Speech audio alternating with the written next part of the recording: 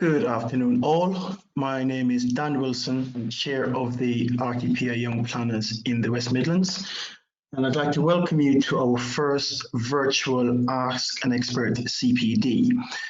Some of you may recall earlier this year that we, as the Young Planners in the West Midlands, came up with this Ask an Expert concept where we get persons from within the built environment to answer questions from young planners like ourselves, just so that we could, gain some in-depth knowledge from various different specialisms within the built environment sector. Today we'll be looking at viability, and we're joined by Sarah Gregory, who is an associate at Savills. Sarah works on a wide range of projects all across the country and has been a part of the development team since 2015.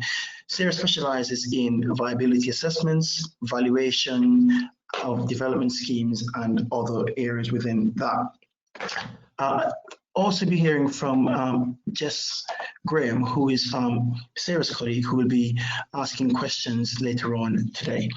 I'd just like to remind you that the whole purpose of these CPD sessions, in particular the Ask an Expert series, is for you guys to ask as many questions as possible to our in-house experts.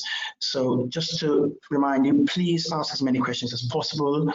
You can submit these in the chat section to the right-hand side of your screen at any time throughout the presentation, and we'll do our best to ask as many questions as possible during the question and answer section of the webinar. However, we have over 100 attendees who have signed up, and therefore it may not be possible to answer all the questions throughout today's webinar, but it will be recorded and your questions will be presented to Sarah, and we'll do our best to answer at a later date.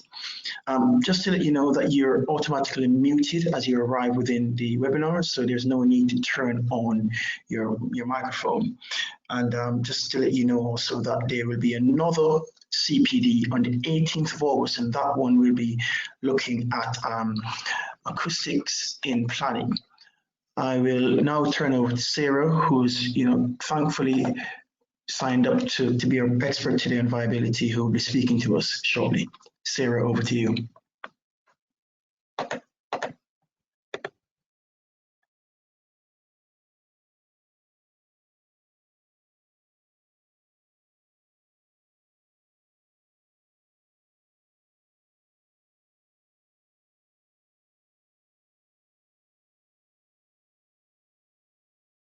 Oh, hi. Hopefully everyone can hear me now. Please let us know via the chat function if you can't. Thank you very much for the introduction, and thank you to the committee for inviting me to talk. A little bit of a different scenario to what we had originally planned, but I think everyone's used to those excuses over the past 3 months or so. So yes, thank you for inviting me to talk about the Ask an Expert series. I'm not entirely sure I would consider myself an expert in viability, mainly because if you ask 100 people who do viability different things, you'll get 100 different answers. But I will do my best to try and teach you viability from a surveyor's point of view. So what we're going to briefly look at is just give you a little bit of an introduction, look at the regulatory framework, because I think that's really key to sort of understanding how viability has changed, particularly over the last 18 months. Then introduce development appraisals, and then finally conclude. I will try not to turn this into an economics or a survey lecture, but I have given similar lectures to university students before, and I can talk for an hour and a half, but I'm sure if I start overrunning, Jess will kick me or something. From a socially distanced point of view, obviously. So a little bit about me. I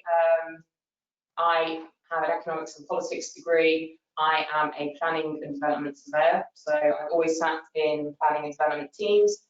I'm an associate director in the Savills development team in Birmingham, but as Dan said in the introduction, my experience is really sort of from mainly Midlands, but all over the country.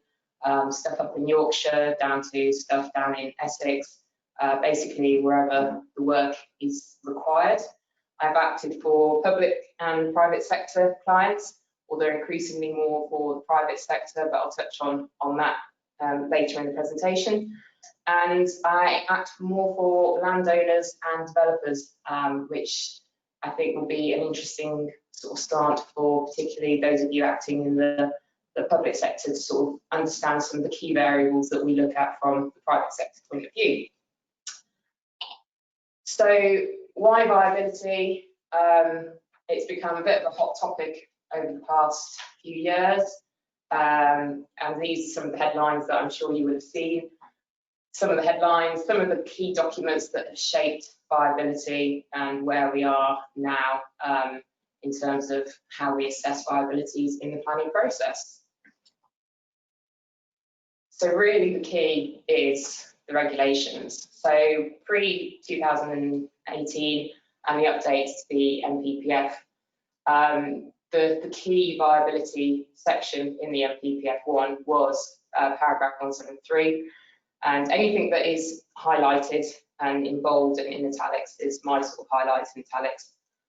But we had this paragraph which used to get quoted. I used to quote it pretty much in every report that I did, which was that that you need to provide competitive returns to a willing landowner and a willing developer in order to ensure that the development is deliverable. Now you've got to bear in mind that the NPPF, which was originally written in 2012, was very much done at a time of we need to get Britain building again. We were coming out of the global financial crisis. It was not a happy time to be in the development industry, and it was really designed to sort of get us going again. So one of the sort of perhaps criticisms of the NPPF is that it was a bit too development friendly. And this paragraph in particular came under a lot of scrutiny for it because it introduced this idea of competitive returns really into the planning system, whereas before it was very much kind of kept separate and was left to an individual application to make arguments if there were any viability concerns. We then had the PPG, which then was introduced some sort of guidance in terms of viability and how you should be assessing viability assessments. But really what also came out of the NPPF were these two documents which were both released in 2012, literally within a couple of months of each other. One which was written by the Local Housing Delivery Group, which I called the Harman Guidance, because it was written by, well, a consortium, but it was led by Sir John Harman. And then the second one, which is the RICS Financial Viability and Planning Guidance Note, which had two, I'd say 90% of it were very similar in what you should be looking at in terms of viability, but crucially massively differed in terms of how you should be assessing land value, which is one of the key variables that you need to assess when you're looking at viability assessments, and actually caused a lot of uncertainty going forward, a lot of differing opinions on how it should be assessed, led to a lot of uncertainty, particularly with regard to appeals, and yeah, there wasn't a real lack of guidance as to which one was the correct, in inverted commas, with surveyors not surprisingly arguing that we should be using the RICS guidance and planners unsurprisingly arguing that we should be using the Harman guidance. So we then had NPPF2, which was adopted with final, I suppose, amendments in February 2019 and the PPG update. And this really came out, especially with regard to the viability, as a result of a number of appeals, particularly the Parkhurst Road judgment and Justice Holgate's somewhat damning comments on the RICS and the fact that they hadn't updated their guidance note on viability assessment since 2012. So quite rightly, I would perhaps argue the planners took it upon themselves to enshrine in PPG how they considered viability assessments should be undertaken.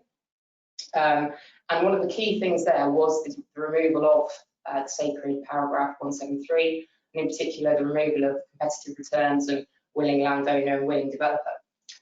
So we're still waiting for the RICS to update their guidance note. They did issue a consultation draft at the end of last year, with the consultation closing at the start of this year, but it's gone a bit quiet on that front. I suspect they've got other things on their minds at the moment. But in the meantime, what they have done is update the professional statement, which is financial viability in planning, conduct and reporting, which was issued in May last year. And really, one of the things that I want to emphasise today, and I'll come on to, is that as RICS members, professional statements are things that we have to adhere to, whereas guidance notes are things that are recommended as good practice. So any viability assessment should be carried out under the regulations that are set out in the RICS professional statement of May 2019. So I'm sure many of you know some of the key changes in the PPG. One of the key ones was the shift in when you should be looking at viability, and in particular the move from decision-making stage, i.e. with an individual application, to those that are at the plan-making stage. So you're needing to look at viability much earlier in the process. Site allocation stage, although it does say that it can be done by a typology approach. So when we say a typology approach, we refer to things like grouping sites together. So greenfield sites of 100 units or brownfield sites of 1,000 units, and adopting some assumptions that would be reasonable for those sort of schemes. And it acknowledges that not all of the costs will be known at that stage, and so you have to take high-level assumptions. But it does also state that there should be discussions between the plan makers and the market on assumptions that should be used. So their evidence is absolutely key. It's really important that there is a dialogue between the market and the plan makers in terms of trying to have as robust a viability assessment as you can at the plan making stage. There are of course occasions where the scheme will change from allocation to application, and it could very well reasonably be determined that there are additional costs that only get known at the application stage. For example, if you've carried out a site investigation survey and it reveals contamination on site, that will have to factor into any viability assessment. So there does need to be an element of flexibility with this approach. But I have to say that for some of the strategic sites that we're promoting at the moment, we're finding that not just for viability, but for the general promotion period, we're having to do so much more detail really that I would expect to be on a par with an outline planning application. So one of the biggest areas of debate prior to the 2019 update, and I would say one of the areas of debate that is still debated going forward. So methodology is now set in stone in the PPG as existing use value plus a premium. So you cannot rely on the price paid, and you can't rely on any hope value for development. Now this is really important to recognise that therefore is not the market value of the site. As I'm also a registered valuer, and when we look at valuations for development land, one of the things that we take into account is the uplift in value in land price that you will get as a consequence of planning and consent. You're now no longer allowed to take that into account. So this is really where we start to sort of differ from what is happening in the market world versus what is happening in how viability assessments are assessed in the planning world. And I can completely understand where the logic has come from. However, I would say that the market is very slow to operate, and even now, 18 months into the new system, I'm still having to explain to clients on a regular basis that we can't use the price paid for land in viability assessments. And I don't think that the RICS draft guidance note, I hope there's no one from the RICS here, I'm sure they'll let me know if they are, was explicitly clear enough on actually how we can resolve this, because at the moment this is still an area of contentious debate in most viability assessments that I'm undertaking. Because what happens is that we all accept that we have to use existing use value, but there's no guidance on what the premium to landowners should be. Is it a set percentage uplift, as some assessors tend to use, or is it a multiplier? So for example, 10 or 20 times existing use value. There's different approaches for different types of lands, but this is probably still going to be an area of contention going forward.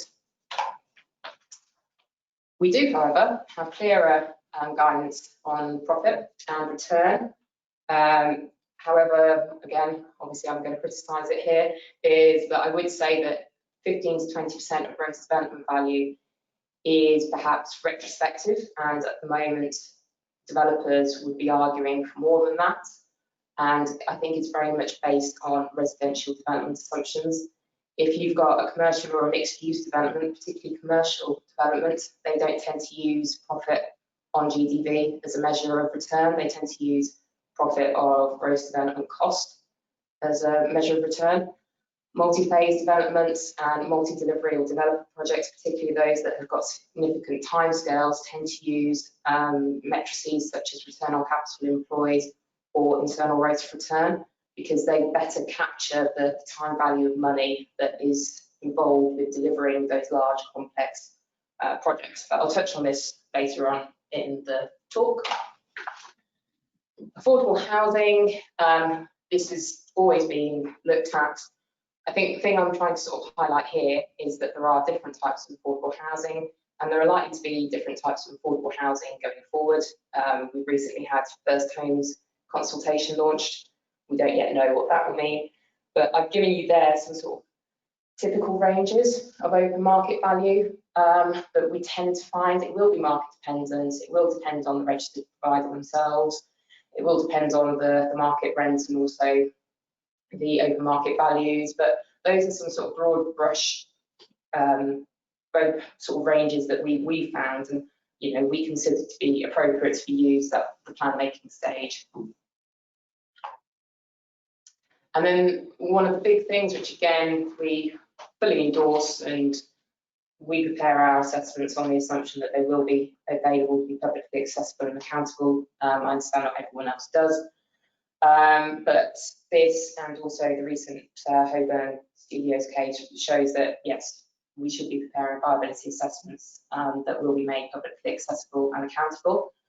What we can do, we don't necessarily provide the full report, because quite a lot of the reports tend to be quite beefy documents, is we can produce a non-technical summary which summarises the costs, the values, and rather than going into necessarily individual items, because some of that information is commercially confidential, particularly if, say, a developer will then be going out to tender. They will not want to be putting what assumptions they've used in their viability assessments into the public sphere, because that will then influence the tenders coming back by parties. The key here for me, I really think, is actually the introduction that in the professional statement, viability assessments should be carried out by a suitably qualified practitioner. And this really is a massive departure from what was done previously. And I've set out what the RICS considered to be a suitably qualified practitioner. I don't really understand yet, and I haven't yet seen evidence of how that's going to be policed. And because if you're saying that they have to be experienced in undertaking valuations of development land, are you also saying that they have to be registered valuers? At the moment, to do a viability assessment, you don't have to be a registered valuer, and it's not a red book valuation. But with the amount of information that is now required as part of viability assessments, it does suggest that we are perhaps moving much more to a heavily regulated process. The other thing I would highlight again is that it might very well lead to a sort of two-tier approach, because what we're finding increasingly is that there is a big differential between those that are doing viability assessments for the public sector at plan making stage versus those that are doing viability assessments for the private sector at plan making or decision making stage. Just because if you are, for example, advising the public sector on a plan making viability assessment for the whole of that area, you then cannot act for the private sector in that area, as that is a clear conflict of interest. So you do tend to find that consultancies are sort of, I suppose, self-policing and becoming more public sector focused or more private sector focused. So we'll now have a look at actually how do we assess viability. Again, I'm going to try not to turn this into a surveying lecture.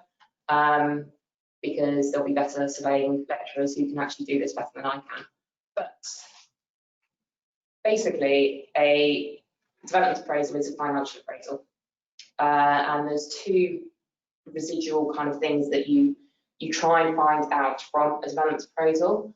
One is either the profit or the value, although you can use to calculate other outputs, but it's usually either land value or the development profit that gets looked at.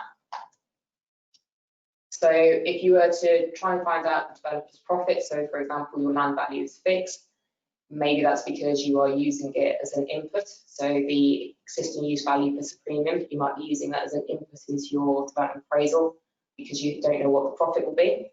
In which case you have the gross development value minus the total development cost, or the gross development costs, I called it earlier, plus the land value, and then from that you get the developer's profit. What we tend to find is that this method is used more, which is gross development value minus development costs and developer's profit, and then you get the residual land value, which you then compare against the existing use value plus a premium to see whether a site is viable or not. So if any of you have ever seen a development appraisal, typically the ones that tend to get used are Argus Developer or Circle, which is one of the ones that is shown, ProDev, which is also a software program, or you can also get Excel spreadsheets. So 3 Dragons and HTA DAT, they are both Excel spreadsheets that I know some councils use as their sort of tool, and a lot of the public sector consultancies tend to use those. Or you can find that actually for increasingly complex schemes, use a bespoke Excel spreadsheet. The one thing that I would again highlight with those is it's very susceptible to user error, and it's not the easiest thing to try and find when there's something that's gone wrong. So looking at the inputs into a bit more detail, gross development value is essentially the value from the scheme. So if you're looking at a residential scheme, it would be the aggregate value of all of those units that you're building and how much you sell them for. So it's the big number that you get at the end of it. You'd also use grant funding in your GDV if it's applicable. If you can get grant funding, happy days. If you've got any other sort of funding that involves financing, then obviously, yes, you'll be getting the money coming in, but you've also got to take into account that you'll be paying money out in terms of financing costs. So that will have to be included both in GDV and also in the costs. So this is a very exciting slide that gives you a hint of all the various costs that are involved. There's obviously the obvious ones like build costs, site preparation, professional fees, abnormal costs. They do have to be included, and they can be very significant. So when we say abnormal costs, we basically mean anything that is not considered to be normal. And it might be that actually some of those are sort of more normal costs, but if it's not a normal cost in terms of you're not just having to build that unit, then it'll be an abnormal cost. Some of the other things that also have to be included and quite often get forgotten about, finance costs. That can be huge, particularly if you are building over a 10-year time period and it's going to take you 2 years before you can even start selling one unit. You'll still be incurring finance on those costs that you're having to outlay, so it can be quite significant, those finance costs. And then planning contributions, I'll touch on a bit, in which includes section 106 and SIL. So SIL, obviously tax, non-negotiable. Section 106, yes, negotiable, which unfortunately tends to be why it gets squeezed a bit more when it comes to viability discussions. So I just want to spend a little bit of time talking about development profit because it's a bit of a contentious issue. It doesn't help when you read the press and you see stories about people, developers getting multi-million-pound bonuses and things like that. Yes, there are those situations, but I think one of the key things to mention is that a lot of the national house builders, they're publicly listed, and therefore they're owned by effectively pension funds and other investors. So the return that they get is therefore crucial to our pension pot and also the wider economy. So they're not necessarily the bad guys that they will always get made out to be. That said, also development is incredibly risky in terms of actually being able to realise any value from development. You've got to outlay a lot of costs to be able to get your site through the planning process. And, you know, if you're doing a strategic site of say 2,000 units, without naming any names, I've worked on similar schemes where they spent upwards of 7 million just taking it through the planning process. And that's before they've even actually got a consent and able to start on site. So that's a 7 million cost just reflected at effectively day one. They also have to take into account any changes in demand, in market demand. Now is classic time, you know, 6 months ago, I don't think any of us could have predicted that this is where we would be. Well, maybe 6 months ago we could have, but 8 months ago, none of us could have considered that, you know, this is where we're going to be. We're effectively heading towards the worst recession ever known. Not wanting to be doom and gloom, but just saying that this will be my second recession in the space of 12 years. So yeah, I'm getting a bit kind of sick and tired of it now, if I'm honest. Just tend to take into account one a bit more pessimistic on values maybe. But also it takes a lot of time to complete development. As I said earlier, you can be building a residential house for 12 months before you can even sell that house. So that's 12 months of just costs going out in terms of building, paying the labourers, getting everything on site, paying, you know, all your Section 106 contributions before you actually get any money in. And without wanting to turn it into an economics lecture, you need to be compensated for that. If you're going to be investing in something at day one, you need to be able to get that investment back plus a little bit extra in the future. So I wish we couldn't call it development profit, because I just think it makes it sound like it's, yeah, greedy fat cats. Really, it should be return of risk. So the other thing that I mentioned was land value being the sort of the key thing that we try and find out when we're doing a viability assessment.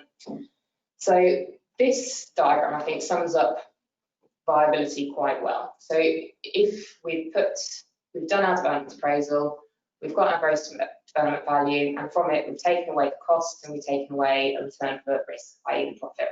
And so we're left with what we call a residual land value. At the left of the diagram, you'll see that along the graph there's benchmark land value in a sort of blue that's a constant. So that's the thing, that if your residual land value, which is the red line, is over, so if in the case of the left hand side you've got your residual land value is in excess of your benchmark land value, that means that your site is viable. So the green sort of triangle, that's your planning obligations pot. So up until the point where it crosses over, you can get Section 106, you can get affordable housing, and you can get your local standards, whether that's design guide or sustainability standards.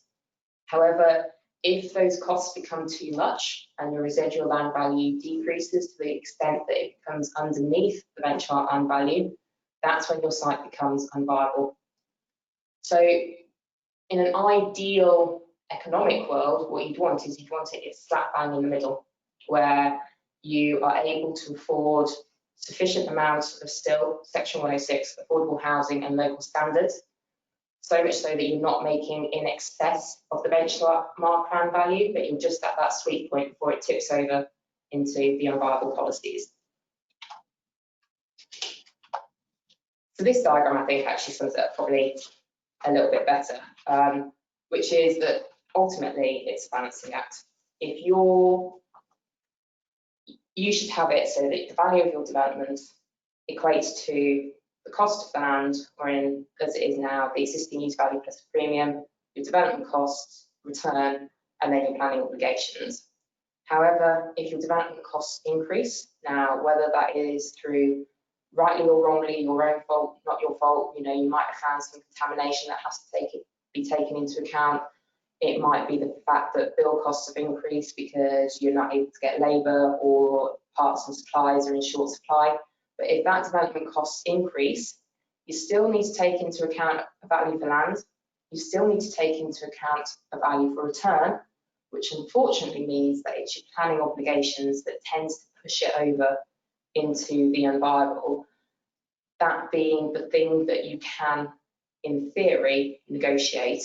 And it really is a balancing act of, in the whole, does the rest of the planning application, if it's at decision-making stage, are the benefits still outweighing the costs? Viability should not be the only thing that determines that. It should be in the whole round of the planning matters. But that's really what needs to be thought about in that case. So I have gone through that rather speedily. I've got quite a sore throat now. I'm hoping it's just from talking. So yes, if you have any questions, which Jess is looking at me, please do feel free to ask them. I'll ask them now. So thank you very much, Sarah. I mean, you are the fountain of viability knowledge for me. As many of you may have guessed, I'm actually in the office with Sarah at the moment. Savills are back in the office, which is why I could kick her if I needed to, and I haven't needed to do so. That's great. So thank you so much for that. I've had about 5 questions, so depending on how long it takes you to answer, we should have more. But people, please, whilst we're going through, whilst Sarah provides us with some answers, please do keep sending in your questions if you have any. But I'll start with the first one. I'll keep it anonymous. First question is, you briefly mentioned earlier review mechanisms which are likely to become more prevalent following the 2018 changes.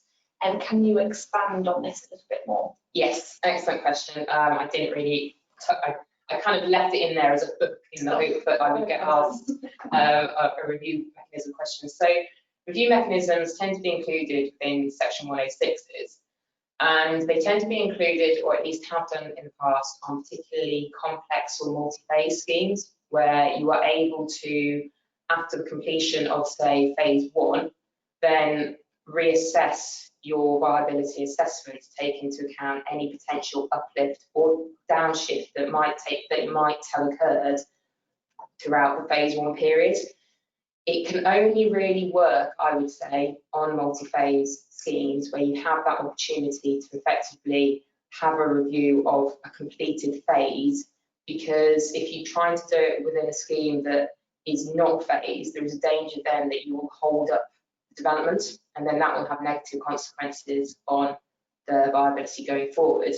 The other thing that I would say is that typically people think that viability review mechanisms are only upwards, and when I say that, in that generally values will have increased, build costs may not have increased as much, so therefore any uplift that you get in the development, i.e. any extra profit, can then be shared and then maybe put towards more section 106 or more affordable housing. That's all very well and good. I think what we'll find, especially in the current climate, is that although they will be upward, there also needs to be some reflection of downward, which then makes it a lot more complicated in terms of how you assess that. Because if you said that the scheme is going to be delivering 10% affordable housing, and actually you also have a downward review mechanism, and it shows that you can only do 5% affordable, what will that mean going forward? So I suspect that this will be played out a lot more with the lawyers in terms of how they word it within the section 106s.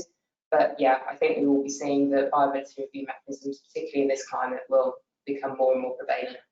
Yeah, I mean, because we've had a few COVID-related questions. Yeah, the C word. Yeah, and I suppose what we've had, which basically builds on what you just said, one of them has said, will we have to examine how we capture land value in light of an impending recession, to ensure that developments will still be viable? I mean, we've also got that with the whole the government's build. Yeah, so I'm old enough, as I alluded to remember the last recession. You're not old. I was young at that point. I was still like, you know, just qualified, still fairly chipper and optimistic. And actually what they did then was they introduced section 106BA applications. So if any of you can remember those or heard those talked about, which actually enabled you to reopen viability assessments that had been previously agreed to reassess the viability of schemes. So those schemes that were stalled because they were unviable to develop, you were able to go back in and effectively reopen the viability assessments so that you could then try and get those schemes going again.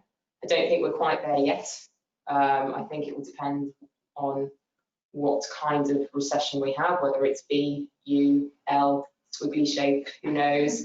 I think if we're in this situation in a year's time, then I suspect it will probably be something that gets considered. Yeah. Okay. I think I've probably got time for 2 more questions. So I'll go with the first one. We've got how much can we argue the 15 to 20% return on GDV? And because on some schemes that this person has worked on, the developer is achieving only a 5% return and the council is still requiring affordable housing. You to employ that? Yeah, I was going to say, yeah. Have a discussion with me. Yeah, I think that's really uncalled for. I mean, 5% return is really not acceptable at all. I mean, obviously, I don't know the ins and outs of the scheme. The lowest that we generally would do would be if it was a registered provider. So for those of you that don't know what a registered provider is, it's the old school housing association providers of social housing, and they can usually achieve a lower return because they effectively have their occupiers ready to go as soon as the building is complete. So say if it's a flatted development and it's going to be for social rent, so those people that are on the housing register, they already have their list of people that, you know, they can take that occupation as soon as it's completed. It's still got the risk associated with building it and getting planning and all the other risks associated before, but it's a lot less risky. And even then, I think 5% would be way too low. I would. It's difficult without knowing the scheme. We do have a profit paper, not wanting to push the Savills badge too much, but we do have a competitive return to developers profit paper that we did for the HBF probably quite a while ago now, which you could try and show in front of them, but it depends who's assessing from the council side. So one of the things I didn't mention at the start, and I'm sure those of you that practice in the public sector know, is that it's very, very rare that councils themselves will actually undertake viability assessments. They usually outsource it to other consultants, mainly because you're planners, you're not viability, assessors, and especially according to the RICS guidance, you have to be a suitably qualified practitioner. You can't be that if you're also a full-time town planner. Yeah. But it depends, I would say. I would question who was assessing that. And actually, I'd perhaps turn it on the head and say to them that you want to see evidence that supports their claim that 5% is allowable. Yeah, very helpful. I'm sure you probably just held on that well. I did just promise 2 last questions. I'm sorry, Sarah. More have now come through. Okay. So I'll answer a few more, and obviously we have got until 6, so let's see how we go. So the last thing that's just come through is, can we show the slide with the different housing types and percentages on? I knew that people would want to see that slide again. This is why I don't usually put that slide up, because everyone's going to be writing down those percentages thinking that it's set in stone. Remember, it's not set in stone, and it is dependent on the market and also the appetite in that particular area for that particular type of affordable housing. So it used to be, again, back in the day, it was pretty much the only options that you had were social rent and shared ownership. And then in the past 10 years, we've had the introduction of affordable rent, which in itself is slightly different to social rent.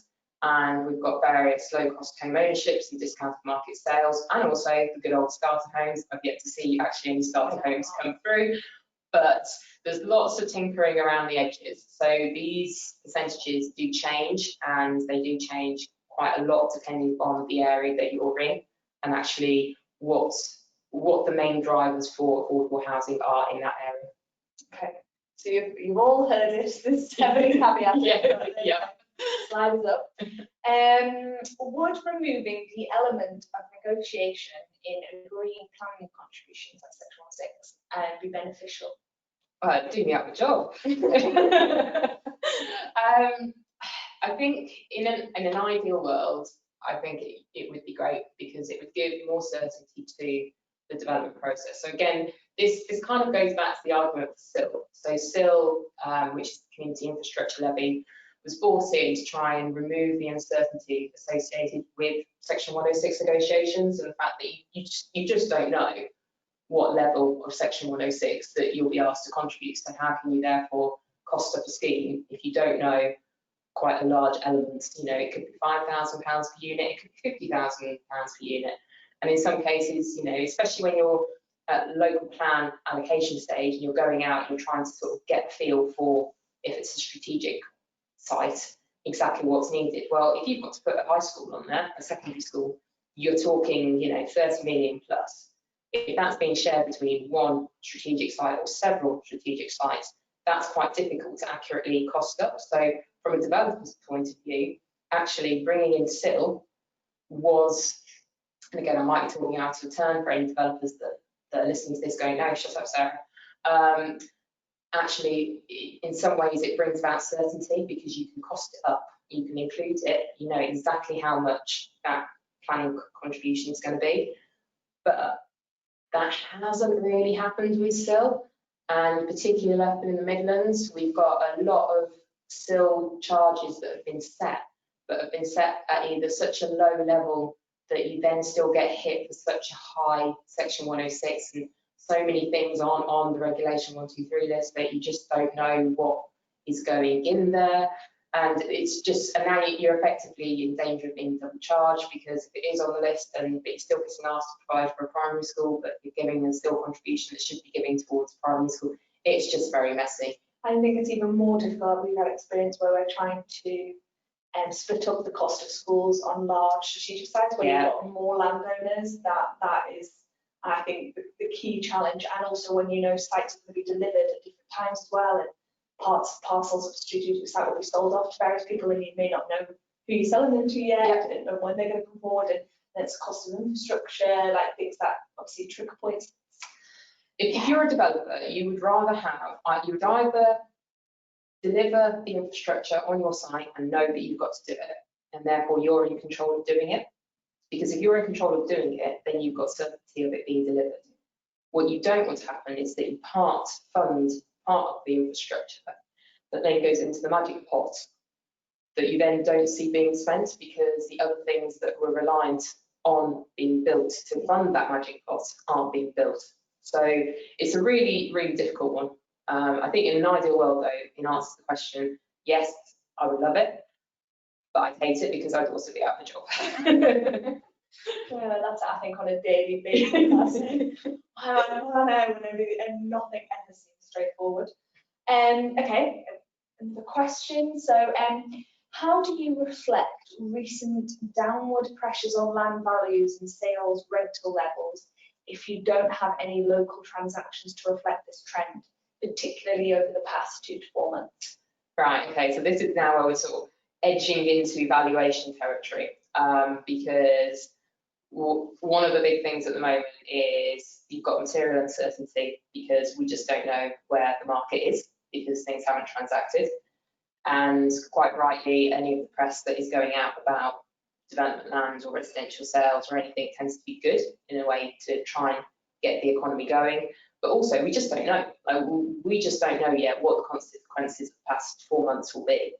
So one of the things that you have to now do as part of the professional statement is to include sensitivity analysis, which is something that we've always done anyway, and you would normally do as part of valuation. So again, it's kind of, you know, blurring the lines between viability assessments and valuations here, because you would typically do sensitivity analysis where, you know, you'd look at what would be the impact on the residual land value if we increased costs by 5% but decreased values by 5%.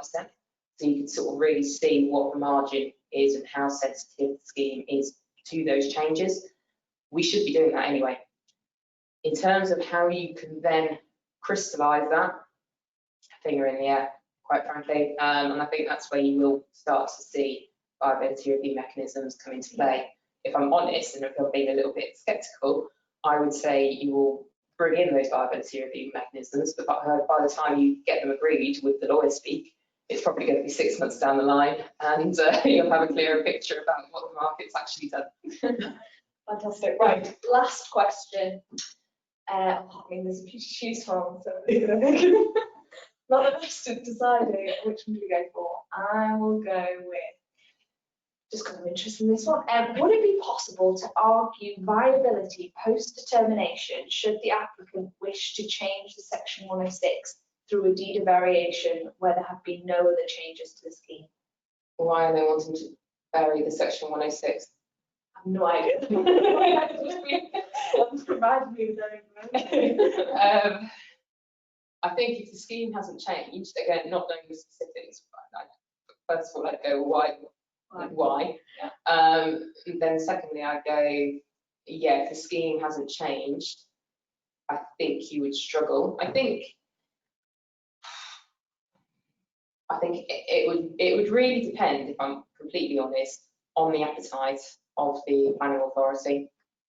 Because one of the things that I have found is that if an authority really wants the development to happen, they are a lot more open to viability discussions than if, and this is no disrespect to authorities, but there does tend to be quite a difference between whether they want the development to happen or not. Yeah, that makes sense. Well, I think that's it then. That sort of wraps up this CPD Ask an Expert session. I just want to say on behalf of everyone, thank you so much, Sarah. Like I said, you are my go-to person for all things viability, and I am everyone you've listed. I'm trying to rope her in for future Ask an Expert CPDs because she's also very good with all things still. So we need to get that. So I hope you've enjoyed this session, and if you do have any other queries, please send them to us. I'm sure Sarah will be happy to answer questions after this. Just as another reminder, our next Ask the Expert CPD will also be virtual, and that is going to be on acoustics in planning, and that's scheduled for 5 PM on Tuesday, the 18th of August. So please do sign up for that when it goes live. Thank you all and have a lovely evening.